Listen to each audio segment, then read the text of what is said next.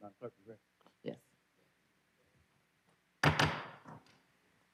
This is the regular meeting of the Mobile City Council, Tuesday, June the 3rd. Please stand for our invocation, led by Pastor Tony Laguerre, Public Safety Chaplain, and remain standing for the Pledge of Allegiance. Good morning, Council. I'd like to greet you from the Mobile Police Department. What a joy it is to serve you in our city here today. And let's pray together. Father, on this summer day, we give thanks to you.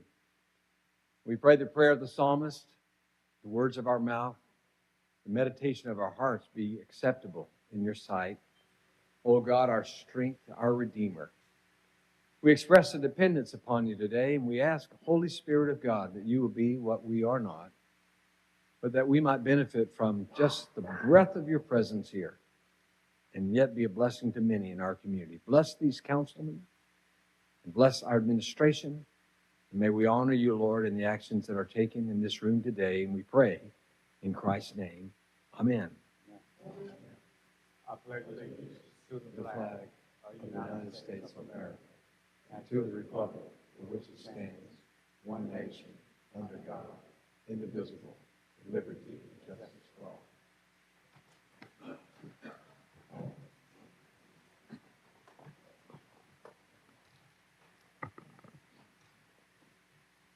Roll call, President Small, Here. Vice President Gregory. Here. Councilmember Carroll. Here. Councilmember Reynolds. Here. Councilmember Daves. Here. Councilmember Woods. Here. Statement of rules. And good morning, everyone. Good morning. It's good to see everyone this morning. Welcome to our June 3rd, 2025 meeting. At this meeting, we do have rules. At this time, I ask if anyone have any type of electronic device, including cell phones, please at this time put on the off of the barberry position. The off of the barberry position. Any person that desires to address the Mobile City Council must sign in indicating the ordinance, the resolution, a public hearing agenda item before entering the meeting. When addressing the council, the speaker must give his or her name. Any person that desires to speak to the council on a non-agenda item must contact the city clerk office no later than 2:00 p.m. the Thursday prior to the council meeting. The subject that he or she wishes to express to the Mobile City Council must be identified and pertain to the city of Mobile business. Anyone who has not given proper notice to the city clerk office and wishes to speak on a non-agenda item will not be allowed to address this council. Each speaker is allowed 3 minutes to address the council. A bell will sound to indicate the end of 2 minutes. 1 minute remains for summarize, and second bell indicates that your time has expired. When addressing the council, there will be no personal address to any individual council members. All statements are to be made to the chair, who will recognize any council member who wishes to respond. To maintain decorum, there shall be no undue applause or public outcry allowed. Madam Clerk. Adoption of the agenda. So moved. Second. Properly moved and second in discussion. All in favor? Aye. All opposed? The agenda is adopted. Communications from the mayor's office. So, Mr. President, I'll be making comments on behalf of the mayor who is traveling today. But on his behalf, greetings to everyone present. We are announcing that we're getting closer to starting the next major road project in downtown Mobile. The St. Louis Street Complete Streets project included a total rebuild of the roadway, pedestrian features, as well as the infrastructure. There will be landscaping and street lighting, improved sidewalks with ADA crossings, relocation of utilities, and stormwater improvements.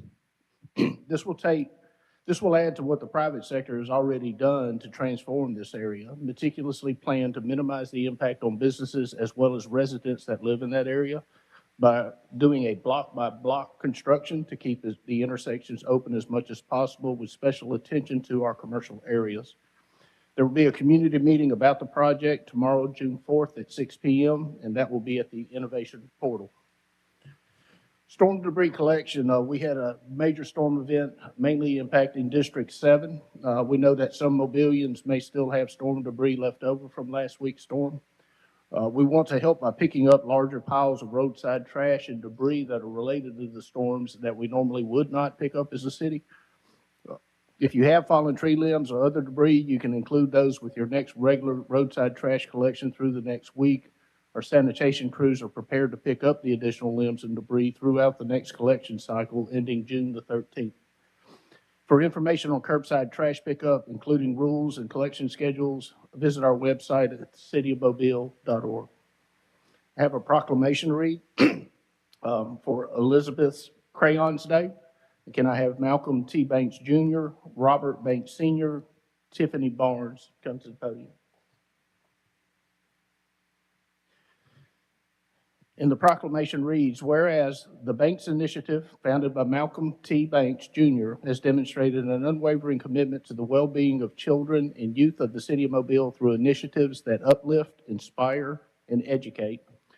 And whereas in 2021, Mr. Banks launched Elizabeth's Crayons, a coloring book drive originally benefiting the USA Children's and Women's Hospital, collecting over 500 coloring books and more than 300 packs of coloring utensils.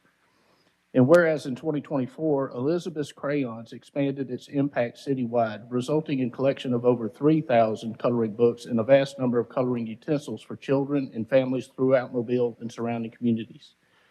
And whereas the initiative has grown into a full-scale community effort that not only brings joy through creative expression, but also connects families with vital resources such as health screenings, financial services, and educational support. And whereas the 2025 Elizabeth's Crayons campaign had a goal to collect 5,000 coloring books during the month of May, culminating in a celebratory field day on Saturday, June the 7th, 2025 at Stewart Memorial CME Church from 9 a.m. to 1 p.m., where families will gather in fellowship in celebration of creativity, unity, and hope. Now, therefore, I, William S. Stimson, 108th Mayor of the City of Mobile, do hereby officially proclaim June 7th, 2025 as Elizabeth's Crayons Day in the City of Mobile. Done at the City of Mobile, Alabama, this third day of June 2025, signed William S. Stimson.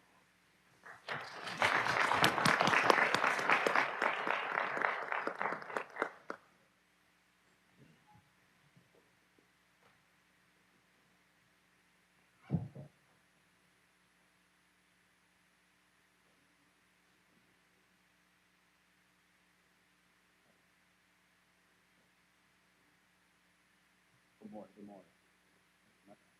Excuse me for being late. Got caught in traffic on Old Shell. But I set out to do this in honor of my mom and my sister. And not only in that, in honor of the kids in the community that deserve something to help them grow and help them cultivate their minds, just as they did when I was coming up. So anybody that's ever helped on the city council in the city, I appreciate your help. And we're gonna keep doing this until it's time for me to go on the ground. So thank you.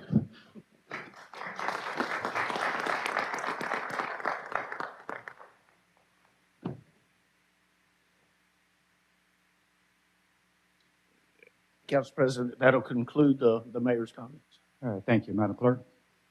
Appeals, we have requests for a waiver of the noise ordinance on June the 7th on Clementi Court, June the 6th on Greenback Drive, July 26th on Esau Avenue, June the 14th in Spanish Plaza, October the 4th in Mardi Gras Park, and June the 16th through the 19th on Dolphin Island Parkway. So moved. Second. Properly moving second. Any discussion? All in favor? Aye. All opposed? Appeal passes. We have requests for waiver of the noise ordinance on October 10th, November 14th, and December 12th on North Jackson Street. Motion to lay over 1 week. Second. Properly moving second. Any discussion? All in favor? Aye. All opposed? Appeal laid over 1 week. Presentation of petitions and other communications to the council. Clarence Ball regarding ordinance 64015.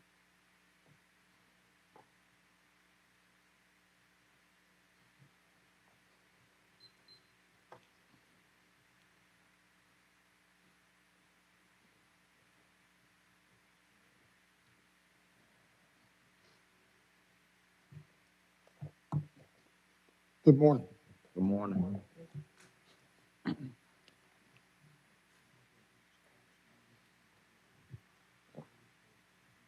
Okay.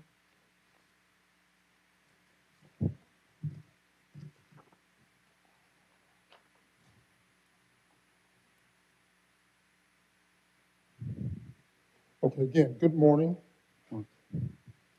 I thank you for this opportunity, time to come down and speak with you about Norwood 3300. The last time I was here, there was a holdover to give me, the developer, time to work with the neighborhood uh, uh, associations over in Norwood to try to educate them to what the development was to be. We met on October the 20th, I think it is, at Alta Point in the auditorium. It was a sizable group, and both council members, Councilman Woods as well as Reynolds was there. Uh, what transpired was I tried to explain to the group the development. I had a three-page presentation prepared, and I only got past the first page. So what I say that to say that, one, as the developer, I am willing and I have tried to reason and address the concerns that have been voiced by these resident groups. It seems that their minds are made up. They just don't want whatever it is that I'm offering, which I think is bad for the city. Try to address their concerns of traffic, of uh, property values, drainage, as well as environmental.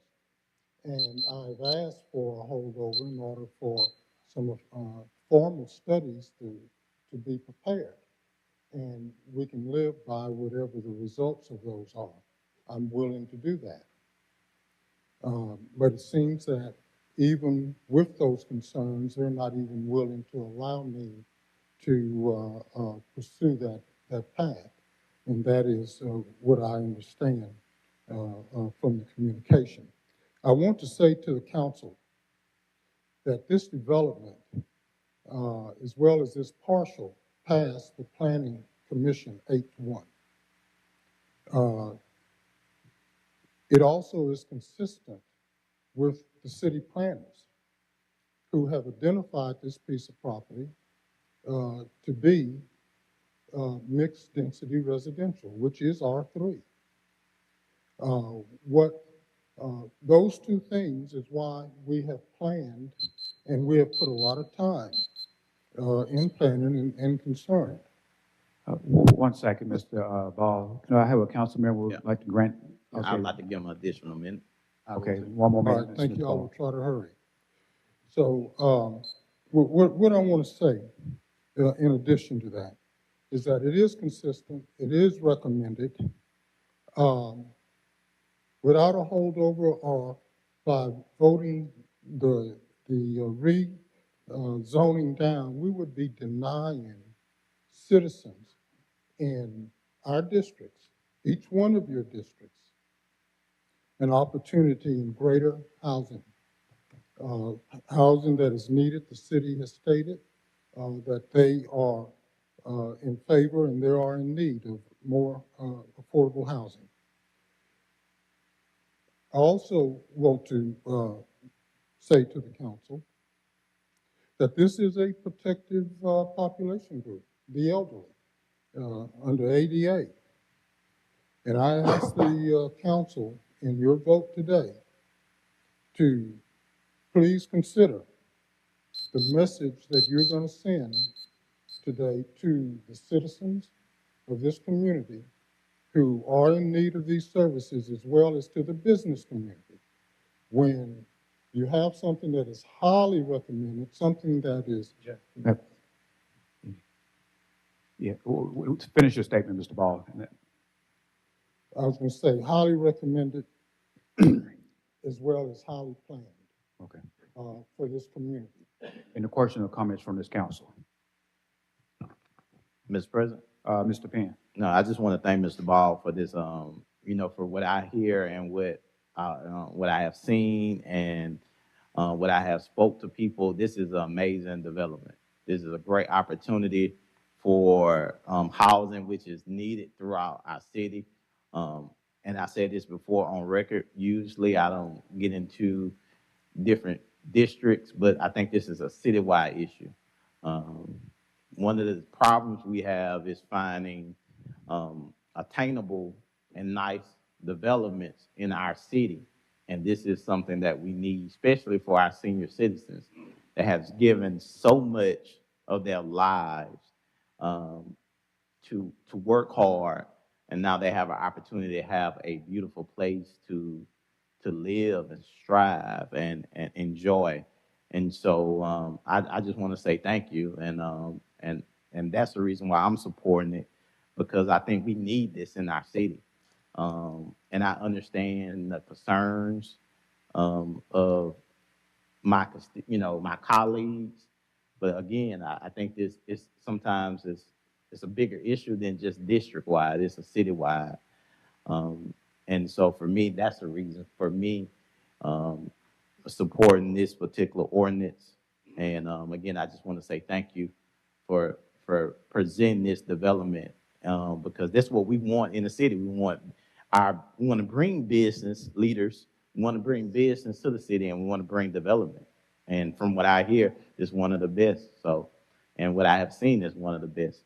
So, thank you, Mr. President, and thank you, Mr. Barr. Any other questions or comments from the council? I have a question. Vice President. Mr. Ball, thank you for coming down again today. And we did receive a letter from your attorney about your willingness to do a traffic study. Can you just explain, why you are offering to do that now?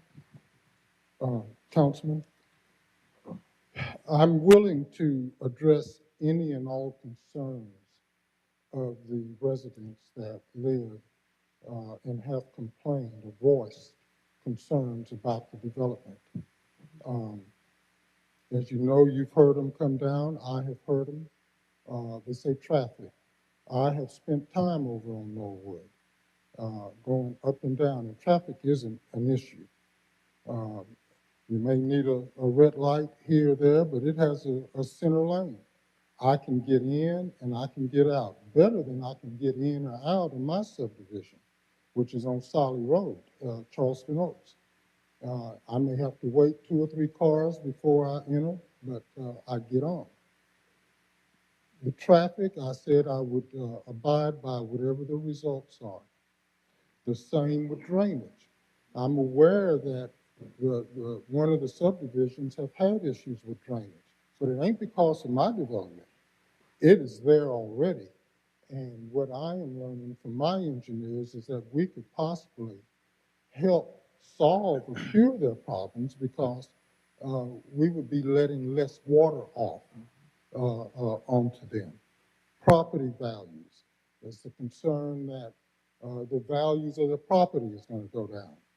Well, there are senior housing developments all over this city as well as other cities. And if you would look, you will find that they do not run property values down. In fact, property values rise because of convenience to others. You will have a letter handed to you that I was asked to read at that October the 20th meeting with the residents. I never got a chance to read it, but I encourage you to read that letter because what we're trying to do is solve a problem that the city of Mobile had. That is why I want to do the studies, to show if there's any issues there, what we need to address. If there are issues, then we're going to address them. And your request today is for us to lay over this for an extended period of time to give us time to do the studies. The traffic study. We're going to study the drainage. We also will try to find some type of material on property values, which I'm sure we can get from the National Investors Conference, who does senior housing all over the country. I'm sure that they have a resource of information that we can rely on. The other was environmental. Of course, we have to deal with environmental in order to get permits. So whatever is required, I'm willing to do. I've tried to address the concerns of these neighborhoods. It seems that it falls on deaf ears. They're not even interested in hearing. And as I was told, that regardless of what the results of the studies, they're still going to be against it. So that should tell you something. You know, what is the reason? We need to find the elephant in the room, and that's what I'm going to try to do. Mr. President, Mr. Penn. Mr. Ball, how much time would, I know you said, can you give a certain amount of time? When I said extended, it depends on how long it takes the studies to be completed. I would say, you know, at least 6 months to get them all in, maybe by the first of the year. And of course, report back on whatever the findings are in these studies. Any other questions or comments from this council? No, Mr. President, he's answered just about all of them, but I am going to say that I'm in favor of this development. Everybody knows my heart when it comes to affordable housing and attainable housing, especially for young people and seniors. And it's something that we need just not in District 2, but all over the city. And with our city expanding either through annexation or through land acquisition, these areas are going to start to grow, and not just the downtown areas or east of I-65. So we have to start changing the way we think and changing the way that we approach these types of developments. So today, if we vote, I am going to vote in favor of this, because affordable housing is one of the biggest issues that we have in the city, if not the number one issue every time there's a poll out there. It's not at the bottom of the list, it's at the top of the list. It's not in the middle of the list, it's at the top of the list. And when we get small groups of citizens who sometimes don't see the whole picture but are only looking at an aspect of it, it deters growth in the city. It also deters diversified growth in the city. So I think that we should all take a really good look at this and not think of affordable housing as just being downtown in District 2 or in District 1 or in District 3. I mean, we're gonna grow. And at some point, affordable housing, attainable housing, and senior living is gonna be mixed in all over the city. So let's not stop our growth. Let's continue the progress that we made over the last 12 years, or should I say the last 20 years when we first started doing this, dating back to the land bank and property acquisitions downtown. So I commend you for your effort. I look forward to voting for this in favor in just a few minutes. Or if possible, this council is willing to consider a layover so that you can address all the concerns of the citizens that live out there. I'm more than willing to support that. But I think that every effort should be made by both parties, the developer and the citizens out there, to have a proper understanding. And if you're willing to put up the time and the funds and the resources to get the answers they need, then I think that we should give you the time to do it. Okay. Any other questions or comments from this council? All right, thank you. Thank you. Madam Clerk. Casey Pipes regarding ordinance 64015.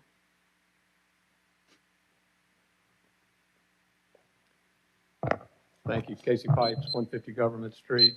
On the merits of this rezoning, this is the request is to turn some R1 and some B1 property, marry it together and make it R3, which is kind of in between those two existing zoning districts. This is what the city asked for as part of the map for Mobile process, the comprehensive plan that y'all commissioned, paid for, and bought and adopted. So this plan to rezone to R3 is consistent with your future land use map, your future land use plan for this area, and for this specific property. The type of development that's proposed, this townhouse development, is a mix of property types that, you know, also is what the city asked for in the residential development plan. And so as a land use zoning lawyer, when somebody comes to me and says, well, can we get something rezoned that's consistent with what the city's asking for from the development community, I always like my chances with it. But to address the fears and the concerns of traffic, This project, because of the voluntary use restrictions we put on it, would actually have less density than if we developed it as R1, which it's zoned today. We could get more units in there, we would not be age restricted, and you would have far more traffic impacts by development on an R1 property as opposed to the R3 with the restrictions we've imposed on it. On the drainage and environmental concerns, by doing a townhouse development, you condense all the development and construction into the middle of the site. We had a minimum 100-foot setback to the nearest property line to the west of us. Most of the property had more than a 200-foot setback. To leave that area where there's apparently a swale, a low area where water moves north to south, leave that undisturbed, have very little negative impact on the neighbor, far less impact than if you did an R1 development where you'd have to push the houses and yards all the way to the perimeter. And as to the property values, we've seen no evidence that these types of developments have an impact on property values. They're not comparable in any way to the single-family residential to create an appraisal issue for a property value. But we're happy to do a holdover and study these things and disprove the fears, prove they're unfounded. So we'd request the holdover. Thank you for your time. Thank you. Any questions or comments? Thank you. J.C. Smith regarding ordinance 64015. Good morning. Morning. Good morning. Hi, everyone. Good morning. I'm J.C. Smith. I'm a lifelong Mobilian. Went to Murphy High School. Go Panthers. I live in Madison Place, which is right across the street from where this development's going to happen. And I've lived there for 15 years. And I can tell you, I've seen the area really grow. It's grown a lot throughout the years. And as far as the issues with the traffic, I can tell you firsthand, please come and visit our area. There are a lot of traffic issues that need to be resolved and enhanced before we can add on. And according to the developer, about 600 to 1,000 people coming and going each day into our area. We already have lots of apartment complexes already around our area. We also have a major school right down the street, and all of that traffic back 15 years ago when this area was developed, none of that existed. And so quite honestly, as far as the road system, as far as all of that, it's pretty dangerous. My wife actually was involved in a very severe traffic accident right at our front, at the front of our intersection, at the front of our neighborhood. And luckily, she and the kids were fine, but it was really scary. So as far as the traffic issue, I'd really like you guys, I know that's one of the things that is kind of in play here, to really take a good hard look at that. Because it really is a safety concern there. And right there where the roads come together, where Gerby, Norwood, and that comes together, there's not really a clear plan or a clear path for people to be able to merge and go around. In fact, right there where Norwood Hospital was, that cut-through street right there, is where you're supposed to legally get back onto Norwood. Well, it's kind of a misnomer there. It's hard for people to discern that when they're coming and going. So there is some major traffic concerns that need to be addressed in this area. I can keep going. I've also got some other points here to address. But to me, traffic is the major concern.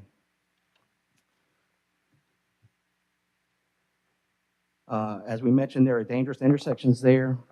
My understanding is that the developer failed to produce a traffic study prior to the rezoning vote. And just so we're clear, I'm against the rezoning today. Now, that's not to say there might not be a path forward in the future, but as it stands right now, it's just not safe, okay? We have kids coming and going through there, school buses coming and going through there. And so for me, that's a lot of concern. Now, at the same time, could there be future changes that might make things more amenable for this to take place? Sure, just not today.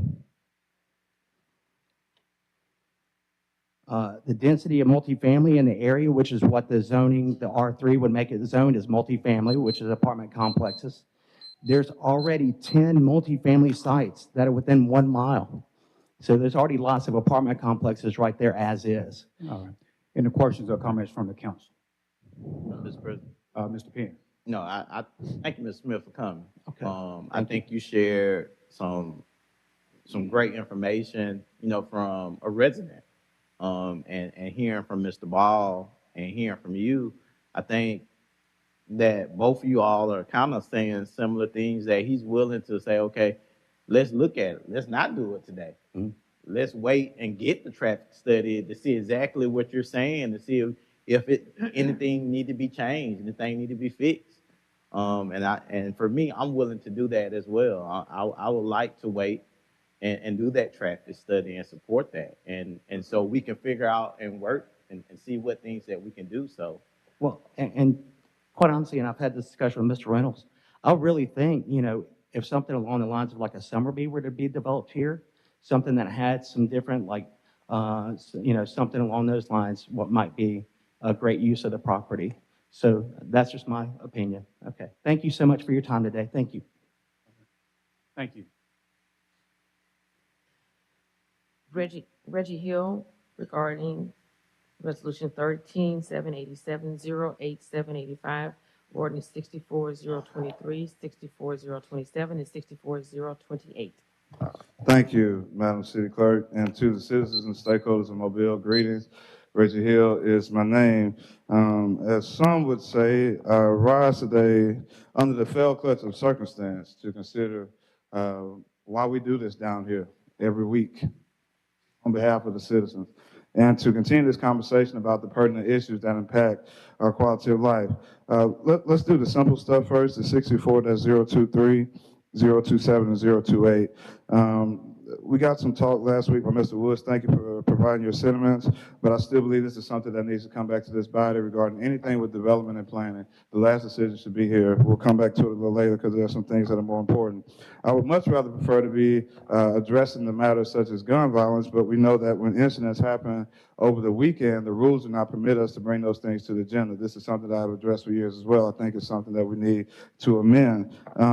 Let's look at 08-785 because it still deals somewhat with public safety, and this is cybersecurity. I don't think we should be releasing any funds dealing with this matter until we've actually done what's necessary to correct policing. And I'm saying this because we understand even with the illegal termination of chief crime, it dealt with what was not being done with the Gulf Coast Technology Center. We also understand that we can't even address the idea of, we're talking about the Sanger, but there was an individual shot by police as well, which I think a lack of training. So we shouldn't be putting any resources into anything dealing with Gulf Coast Technology until we have these things put in place. And then as well, if you decide to speak truth to power, there are individuals who want to sabotage your life, using the public safety system to do it, doing things to invade you, to make you seem as a monster. And that's what they want to do. So I think, excuse me, until we have our resources invested in actual community peacekeeping, all of this is for naught. Let's look, please, at this 13-787. This is the Mobile Civic Center increase. It's just very interesting to me that we just tout this idea that we're completely on budget. We're on budget here. We're doing this. We're on budget. We're right on timeline. We're doing everything we're supposed to do. Yet each time we see where there's an increase added, there's a change order. So that's not on budget because you told us before it was going to be this amount, and then now it has increased. It doesn't matter that you put additional funding in place so that in case you want to just do your kickbacks and backdoor dealings or whatever you're doing, to keep adding that to your agenda, this does not fit what's actually being presented to the people. So that's why the media is covering it that way. Now, I believe there's a lot more stuff that the media should cover, but I'm actually appreciative that they laid this out this way. This is an increase. And the thing that's most upsetting is how you all suppressed the idea of what was in the courts. You did this illegally. Anything in a historic district, you must have a completed site plan and proof of funding. And based on all this stuff that we're seeing week after week, after week after week, we have neither. So we know that the courts have been compromised. We know Judge Davis was over this, and that's why it got passed. And then we know what Attorney Anderson is able to do with his connections and all these things. We just got to start laying it out. So if y'all want to make stuff personal here, that's what it seems to be. But we got to keep it to the business. Thank you on the floor. Mr. President, can I ask the administration a question real quick, and also the attorneys?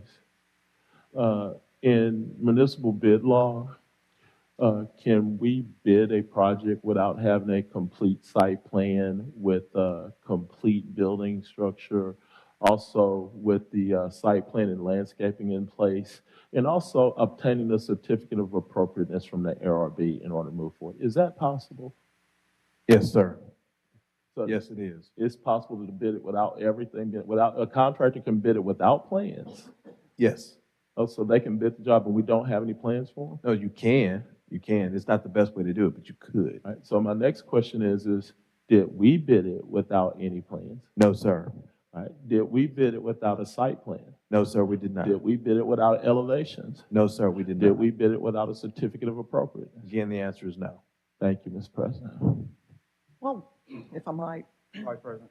while we're talking about this, we heard in the media several different reports that the Civic Center is now $2 million over budget.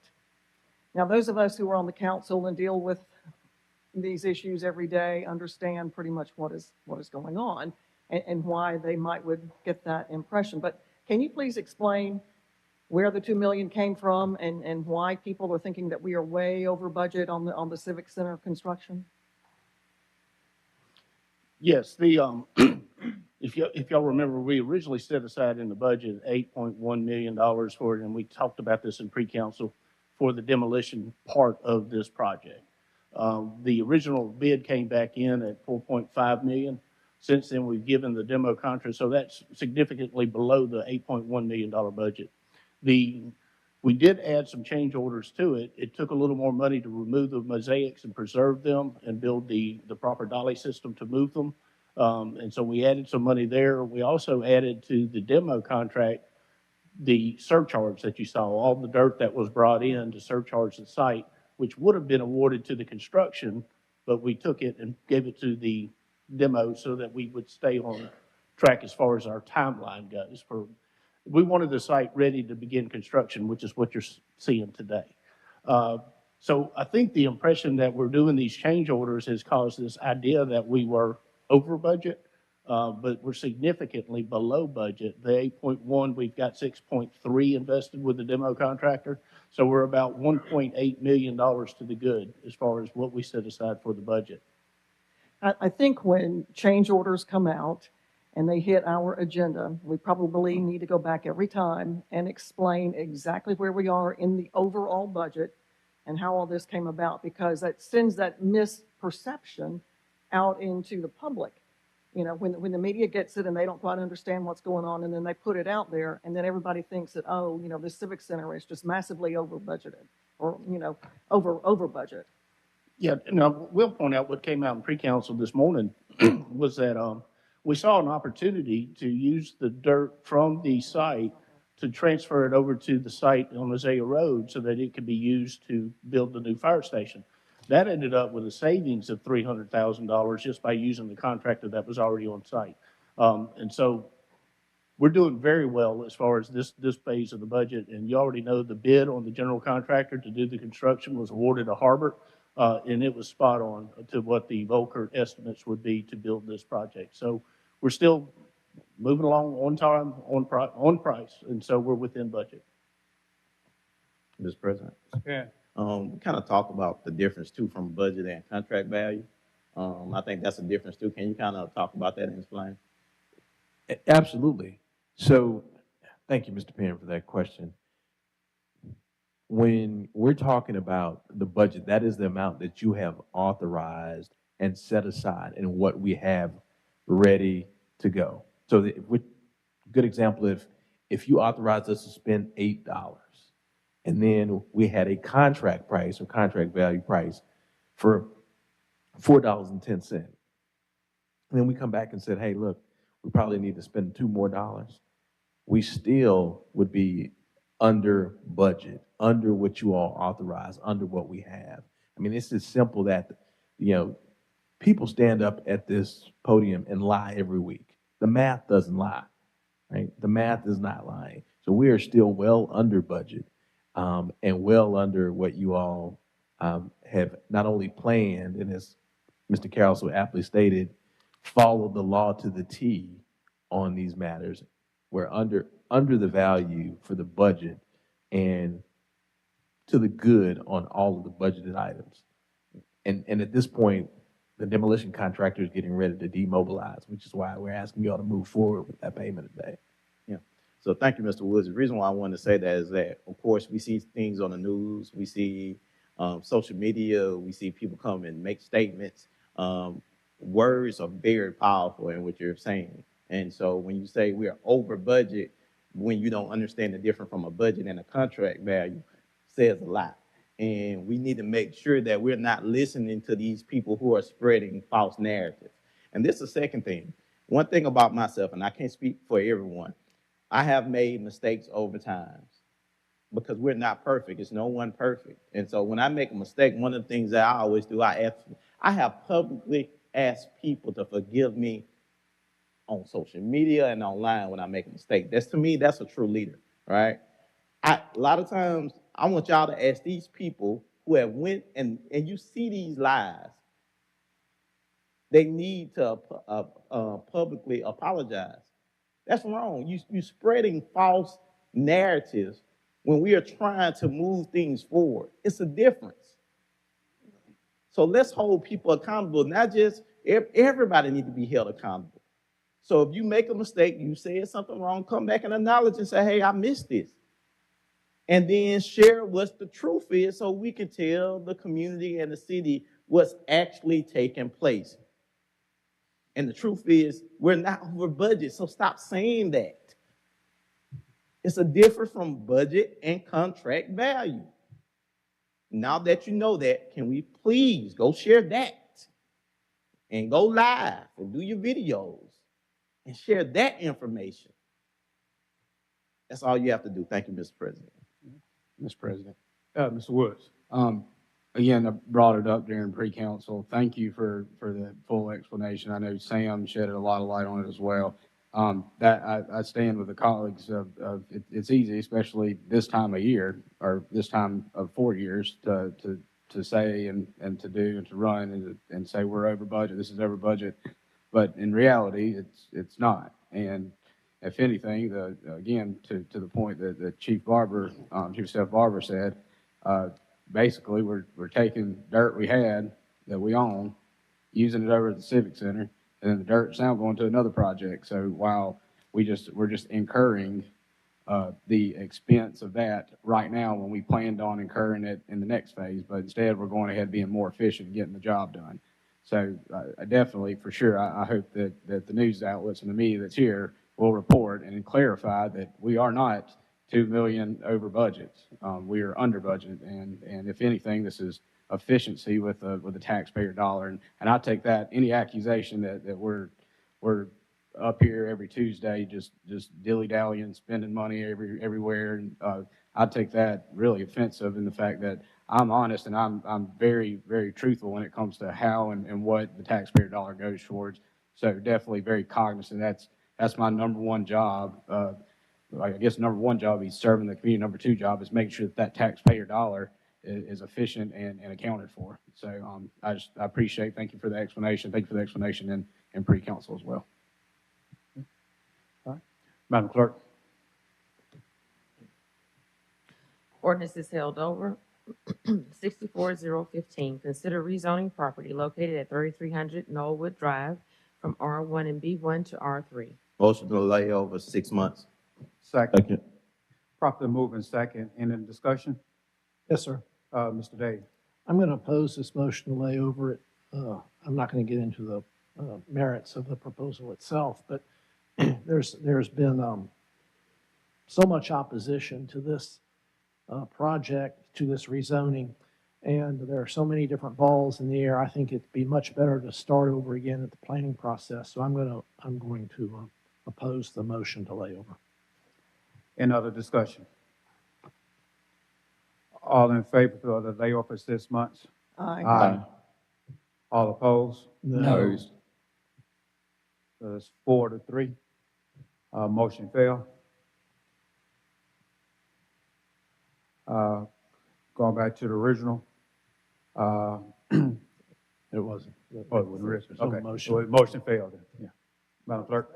No, that was just the layover. Just the layover. Motion to. All right. For the, So now we have to So going back to the original. Yeah. we need a motion. We'll need a for the motion So to moved. consider it. Second. Properly moved and second. Any discussion? Mr. President, Vice President. I voted in favor of the layover simply because of the request of the developer. We normally do these kinds of things when somebody asks for a layover to do more studies, to have more time to meet with residents. We generally agree to those. Also because a traffic study has not been done. I know when Planning Commission hears these proposals, there are plenty of comments from city staff as to traffic, drainage, environmental, those kinds of things. And I know that this development is being built to the 100-year plan. But at the least, since there have been questions about the amount of traffic and drainage, environmental issues, those kinds of things, and if there is a possibility of doing the studies and working something out, then I think we ought to give the developer the opportunity to do that. Unfortunately, that proposal or that amendment to the layover, has failed. But I would urge everyone to think about doing those things. And in the meantime, then I'm going to go ahead and vote for this, for the ordinance, but I would strongly suggest that those studies be done. And I ditto with Vice President Gregory and everything she had just stated. Basically, affordable housing is something that I'm a bit advocate for, not just for District 3, but across the city. I have many residents across the city, stating that they are looking for housing, especially the elderly community. And I do take my hat off to Mr. Ball for all of the work that he has doing and that he has done in this community and that he is doing in this community. And all the other developers also. Again, I will be voting in favor for this on today. And again, wish that we could have held this over for 6 months as the developer wishes, but it wasn't the wishes of his council. But I hope that this ordinance does pass today. But again, I do appreciate all your hard work, Mr. Ball. Any other discussions? Mr. President? Mr. Penn. Yeah, I join in. I thank you for the statements that my colleagues said. I'll be joining in with them and voting in favor. I wanted to lay it over so we can get an opportunity to do the traffic study. Hearing Mr. Smith come down and share his concerns. The last time we had this opportunity, I'm gonna be honest, a lot of things, I didn't get a chance to hear Mr. Smith, but the people who came down didn't really share the same thing Mr. Smith shared. And so my reason in supporting, I'm gonna have to support it. Our city needs it. We need housing. I think this is a good development. So thank you, Mr. President. Mr. President. Mr. Carroll. Thank you. I'm definitely in favor of the development, but let me just give the council a little history over the last 3 years as far as delays in layovers. The Gayfors building was one of the biggest controversial developments downtown Mobile. We laid that over 4 times trying to get some type of consensus between the developer and also the community. And you guys allowed me to lay it over 4 times. I think we laid it over almost 4 months. But now we have an opportunity to do something even cleaner than the Gayfors building, and we're not willing to give the developer the opportunity. The other time you allowed me to lay over an entity with possible development was in Plateau when we're trying to do the Africatown proposed district for historics. We laid that over 4 months, going back and forth with the community and also the business developers out there that were developing, and you guys gave me that opportunity. But today, we don't want to give that opportunity after several conversations with the community where there seemed to be some impasse. There's always an opportunity to find common ground if the time is given. So I don't see why we're trying to prevent the opportunity for common ground here. I don't understand that at all. There's been other times when we've done that, even before this term, when these layovers were given so that we could reach common ground. Let's go all the way back to when we established the business entertainment district on Dolphin Street, when we had to carve out that one block with Irvin Grosky. We laid that over almost a year with the opportunity to make sure we got common ground between the citizens, constituents, and also the developer, which at that time was the Alliance. But we did it and we found common ground. It seems like there might not be a want to find common ground. It seems like there just might be a want to say, okay, that a group of people cannot right now see all the things that it takes to make the development work. So let's just kill it until somebody else can come along and find a way to make it work. Even one of the constituents that lives out there said, quote, I don't like it now, but I may like it later when I get to see all of the information that we've asked for. He said we want to see a traffic study. But it seems like we don't want to give the time for there to be a traffic study and other studies to answer the questions. That, in my opinion, is awkward and not right, especially when we're trying to grow a city. When we're trying to continue the progress that we've made, we're not trying to stop it. Thank you, Mr. President. Mr. President, Mr. Day. just a couple of things. First of all, there's an opportunity for the developer to bring this project back after they go through the planning process again, at which time all these studies we're talking about can be done. So the idea that this is a dead stop is just incorrect. Much has been made of the fact that this went through the Planning Commission, and that's absolutely correct. But our ordinances provide that after it goes to the Planning Commission, it comes to the City Council. So that, to me, that's clear that the City Council is to exercise its own independent judgment on these matters. And zoning issues are very, very important to the people, to the residents who live adjacent to the property that is proposed to be rezoned. Now, I'd point out that the applicant knew a portion of this property was zoned R1 when he bought it. And the people that live around that area knew what it was zoned also. There was a hospital there, but it was zoned, a portion of it was zoned R1. So in my mind, the applicant has the burden to bring this project forward in a way that is consistent with the concerns of the residents. We all represent citizens of the city of Mobile, and people who live in residential neighborhoods have an interest in what happens to those residential neighborhoods. Now, there have been a number of different issues that have been brought up to us by the residents, traffic issues, drainage issues, but what it comes down to for us is a zoning issue. A zoning issue. The uses is secondary, but it's a zoning issue for us. And I think, in my opinion, the nearby residents have a loud voice in what we do with respect to zoning issues. So I'm going to be voting against this measure. Thank you, Mr. President. Mr. President, Mr. Woods. a couple months ago, we, right across the street from this rezoning request, this council unanimously approved a rezoning of a piece of property. There was no opposition. The neighbors understood what was going on, and there was no opposition.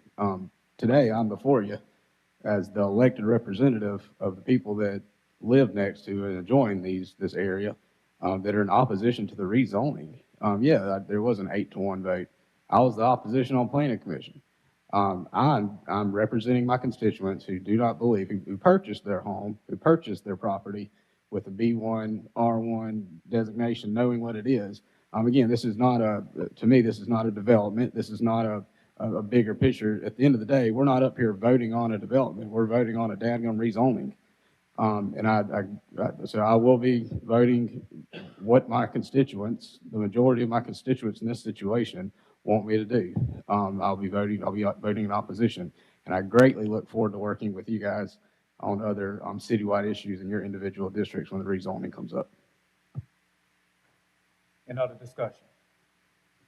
All in favor? Aye. All Aye. opposed? No. Opposed. Item failed. Madam Clerk. Ordinance 64022, consider a conditional use permit for property located at 2411 Venetia Road. So moved. Second? Properly moved in second. Any discussion? All in favor? Aye. All opposed? Item pass. Ordinance is 64023, 024, 025, 026, 027, and 028. or amending the Unified Development Code for neighborhood meetings for parking and loading, lot of record, previously approved planning approvals and plan unit developments, recording and record keeping, and terminating a previously approved plan unit development. So moved. Second. Moving second, any discussion? All in favor? Aye. All opposed? Item pass. Consent resolutions held over. 4528, declare the structure at 1213 Chinkapin Street a public nuisance and order it demolished. Move to table. Second. Properly moving second, any discussion? All in favor? Aye. All opposed? Item table.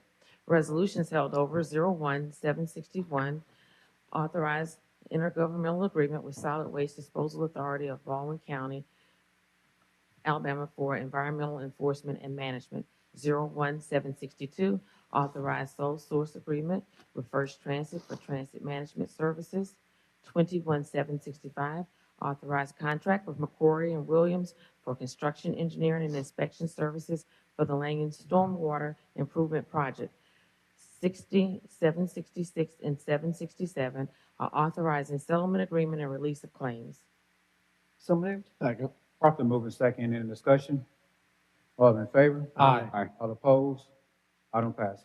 Consent resolutions being introduced, 37770 through 6778. Move to waive the rules for immediate consideration of these resolutions as read. Second. Properly moving second, any discussion? All in favor? Aye. All opposed? Rules waived. 37770, recommend approval to the ABC Board for issuance of a retail beer, table wine, off-premises only license to Brothers Quick Mart on Dolphin Island Parkway. 46771, honorarily rename the corner of First Avenue and Katy Street as Honorary Deacon Samuel Sr. and Mrs. Eveline Martin Way. 58772 and 773 are assessing cost removal of weeds, repeat weedling groups 83 and 87. 60, 774, 775, 776, 777, and 778 are determining appropriations to the Boy Scouts of America Mobile Area Council, and the opportunity for entertainers and performing arts serve a public purpose and approved payment. So moved. Second. Properly moving second, any discussion? All in favor? Aye. All opposed? Item passes. CIP resolutions being introduced, 09779 through 21780. For council rules, these will lay over for 1 week. Resolutions being introduced, 01781 through 01791. Move to waive the rules for immediate consideration of resolutions 01-781, 08-783, 785, 786, 787, and 791, with the rest being laid over for 1 week. Second. Properly moving second, any discussion? All in favor? Aye. All opposed? Rules waived, Madam Clerk. 01781, authorize agreements to accept fee simple right-of-way deed and temporary construction easement for property located at 3661 Dolphin Street. 08783, approved purchase order to Carasoft for annual renewal of Concur travel management software. 08785, approved purchase order to Tracer Drone Technologies with camera and batteries. 08786, approved purchase order to Tracer Drone Technology for drones with cameras. 13787, authorized change orders number 3 and 4 with Sabre Demolition Corporation for Civic Center new construction and demo. 01791, authorized loan agreement with James W. Buffett Declaration of Trust 1990 for creation of exhibit. Second. Properly moving second, any discussion? All in favor? Aye. All opposed? Item passes. Call for public hearings. 41789, call for public hearing to consider the application of Captain Ahmed for certificate of public convenience and necessity to operate a shuttle service scheduled June 17th. So moved. Second. Properly moving second, any discussion? All in favor? Aye. All opposed? Public hearing is called. Announcements. District 6, Councilman Woods. No announcements, Mr. President. District 2, Councilman Carroll. No announcements, Mr. President. District 5, Councilman Days. No announcement. District 4, Councilman Reynolds. Yes, sir. Very briefly, Mr. President, I made some comments this morning at pre-council regarding the assumption of civility in our society. It seems we're now at a point where we can no longer make that assumption in our everyday lives. Everyone in our city, business owners, our municipal government, state government, county government, whoever it is, does not need to make the assumption that the citizens that are surrounding you are always going to be civil. So this is a plea to everyone to pay attention to your surroundings, continue to advocate for public safety. We will continue to do it on the city council. We will fund projects to help bolster our number one priority of protecting our public's safety. And I just want to make sure that everyone's aware of that be aware of what's going on around you. And I implore the city and city council to continue to figure out ways to protect ourselves, harden our infrastructure, whatever we can do as a government, that we do it. Thank you, Mr. President. Thank you, Councilman Reynolds. District 1, Councilman Finn. Thank you, Mr. President. On this past week, of course, it was interesting. On Wednesday, we had our public safety town hall meeting at the Dots Community Center in the Trenton Gardens community. I want to thank all the speakers, all the participants that came out. We had media there.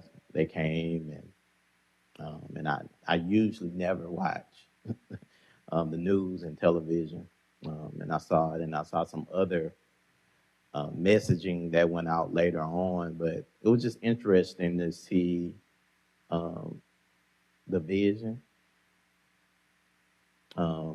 throughout our city, So let me kind of talk about our town halls. The reason why we have town halls is to hear from our constituents, to hear from the community. Someone from the community asked me, they said, Corey, anytime for youth, I'm always going to be there. They said, we want you to come to the community and hear it. And then from the back end, then we hear and say, well, all we hear is just talks, and we just hear people just keep talking about it, but nothing getting done. And I'm thinking to myself, I'm like, nothing getting done. And then I go see another clip, and it's showing, someone's doing something in the community, and they say, well, they're doing something, and this other clip showing they just talking about it. And I'm like, the people who on the panel, I just did a graduation, Project Aspire just had a graduation doing the same thing, and no media was there. And those kids was from Strickland. There was no media when the police is working with the youth. They're not showing none of that.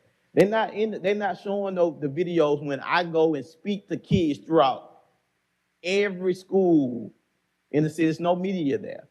It seems like we only focus on the negative things in our community. Anytime something happens, we right there, we showing that. But what about the positive things that are taking place? So one of the things that the issue is that, one, as adults, we divided. We ask the kids, we ask our community to come together, and as adults, we divide. We fight against each other. You get somebody doing a good job, they point, you ain't doing another. What you doing? We divide. Then we have sometimes, I ain't gonna call out certain news stations, but then it seems like the media get like, come on, what are we doing here, guys? We supposed to be promoting positivity. Now, if some bad things gonna happen, yes, but let's figure out how we can solve it together.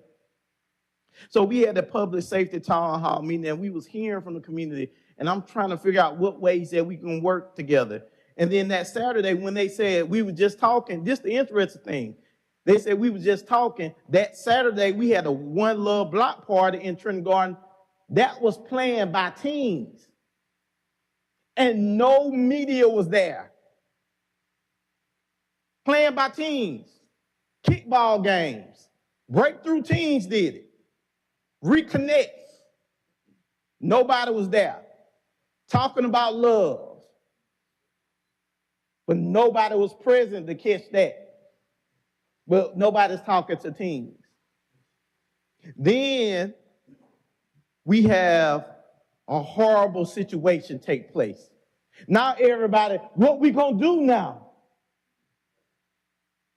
Where we just had a meeting. That's what we've been talking about, guys. Let's come together. Let's stop pointing fingers. Let's just stop trying to get on the news and say what that person not doing, and when we can come together. That's what a town hall for. It wasn't saying you can't show up.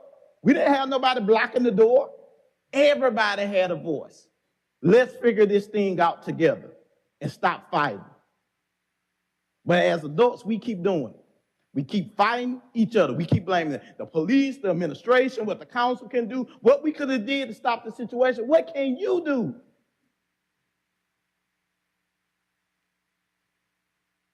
We have to do it together. And I'm tired. I'm tired. I'm tired of seeing this. And the only way we can create change is we do it together. It takes family. We lost that. Our city can only go as family goes. Strong families. When we have strong families, our community strive and our city strive. That's how we create the change. Now, I know you hear the passion and it sounds like I'm angry, but I have hope. I have hope for the city of Mobile. I have hope because that's one small percent. It's so many great people in our city. It's so many young people doing amazing things. It's so many adults doing that event. I don't know if y'all saw it, but them kids, they was dancing.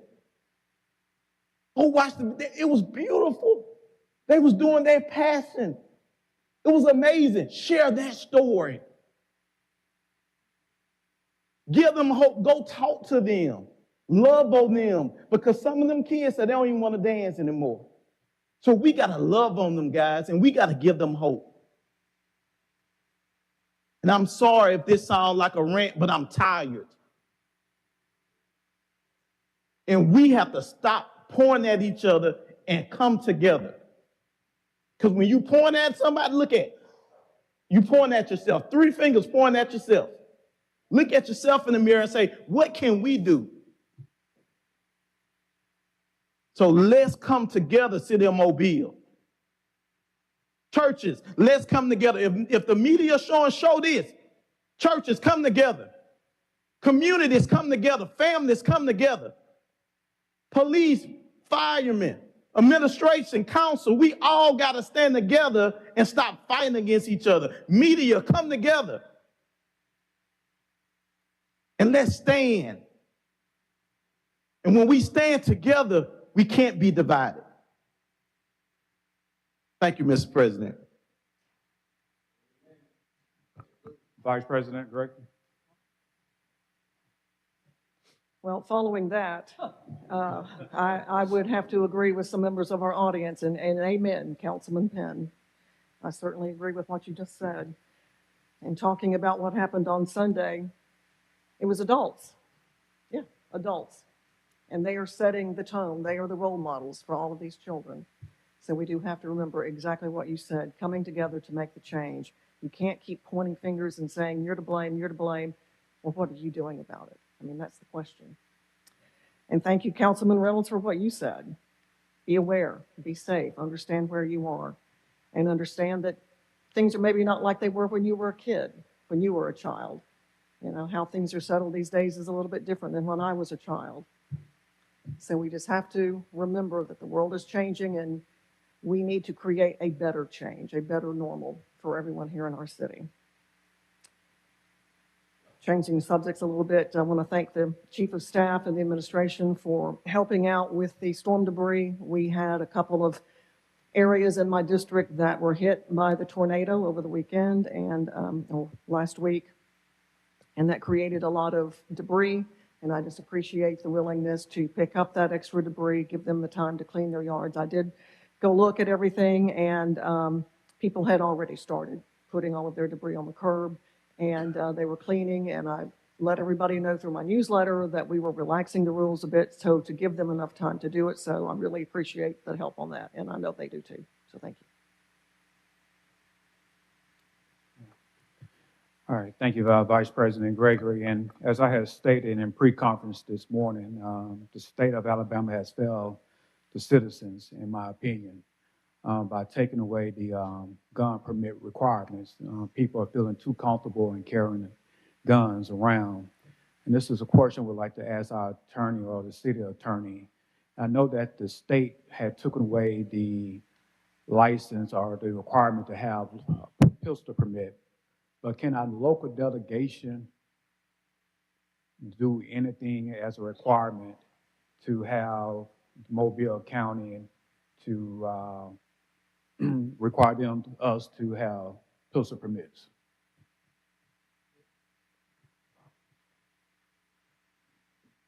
They can attempt to get something through the legislature, but it will be the entire legislature that has to vote on it.